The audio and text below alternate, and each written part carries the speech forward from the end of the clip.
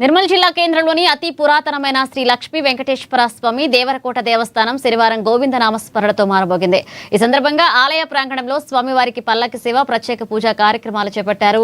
ఇటీవలే జరిగిన శ్రీవారి బ్రహ్మోత్సవాలకు సహకరించిన మున్సిపల్ చైర్మన్, వైస్ చైర్మన్ అప్పాల కావ్య గణేష్ చక్రవర్తి, అదేవిధంగా పోలీస్ శాఖ, మున్సిపల్, రెవెన్యూ, విద్యుత్ శాఖ అధికారులు, సిబ్బందికి, నిర్మల్ పట్టణ పుర ప్రముఖులకు, ప్రజలకు ప్రత్యేక కృతజ్ఞతలు తెలియజేశారు.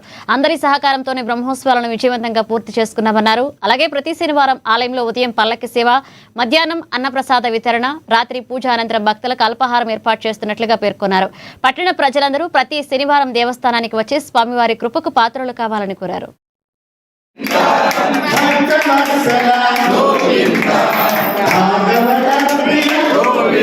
బ్రహ్మోత్సవ కార్యక్రమంలో భాగంగా రథోత్సవ కార్యక్రమము సాయంత్రం 5 గంటలకి మొదలై రాత్రి 11:30 వరకు జరిగింది. ఈ కార్యక్రమము ఇక్కడ Nagareshwarawada, old bus stand, Budhavarapet, Gandhi Chowk నుండి మన రూరల్ పోలీస్ స్టేషన్ దగ్గరికి వెళ్ళి రాత్రి 11:30కు ముగిసింది. ఇటు కార్యక్రమంలో నిన్న భారీ సంఖ్యలో భక్తులు వచ్చి కార్యక్రమాన్ని శ్రీ లక్ష్మీ వెంకటేశ్వర స్వామి భక్తులు కార్యక్రమంలో భారీ సంఖ్యలో వచ్చి సుమారు 10 నుండి 15,000 మంది వరకు ఇక్కడ నుండి జరిగిన రథోత్సవ కార్యక్రమంలో వచ్చారు. వారి అందరికీ తీర్థ ప్రసాదాలు అందజేయడం జరిగింది.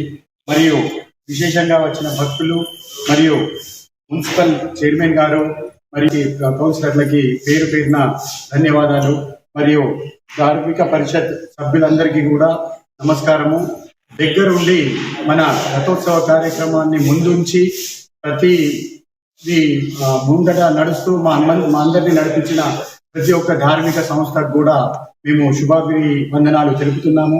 ఇటు కార్యక్రమంని విజయవంతం చేసిన ప్రతి ఒక్కరికి కూడా ఆ లక్ష్మీ వెంకటేశ్వర స్వామి కృపా కటాక్షాలు ఉంటాయని మీ అందరికీ తెలియజేస్తున్నాను. మా కమిటీ తరఫున మరియు ఆలయ సిబ్బంది తరఫున మరియు పోలీస్ వ్యవస్థ గురించి చెప్పాలంటే చాలా చాలా బాగా చూసుకున్నారు అందరినీ. మరియు ఇక్కడ ఉన్న అధికార సిబ్బంది కూడా చాలా బాగా అన్ని వసతులు ఏర్పాటు చేశారు. బ్రహ్మోత్సవ కార్యక్రమంలో భాగంగా